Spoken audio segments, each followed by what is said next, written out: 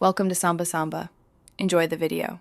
You start by confirming the griddle is clean and dry. This prevents uneven seasoning.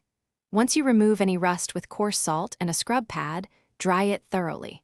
Preheat the cast iron on medium for about 5 to 7 minutes so the metal opens its pores and heats evenly. While it's warm, pour a small amount, about 1/2 tsp, of a high smoke oil and rub a very thin layer across the surface with a paper towel. This first layer bonds better when the iron is warm. Now you control temperature and cooking technique. Raise to medium-high for a sear, then back to medium for even cooking because cast iron holds heat and reacts slowly. Make sure to judge heat by the food's reaction and light smoke. If it smokes continuously, lower the flame. Use metal utensils for flipping and scraping. They won't hurt a good seasoning and provide precise contact. After each batch, add a small amount of oil and wipe off excess so you maintain a slick, non-stick surface without sticky buildup.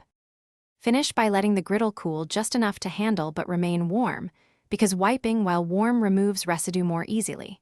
Use a paper towel to lift oil and food bits, and if needed, scrub with hot water or coarse salt. Skip soap unless there's grease you can't remove.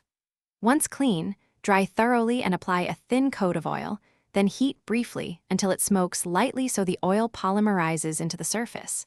If you see sticky patches later, reheat and rub with a clean towel to fix it. Thanks for watching. Consider subscribing if we helped you.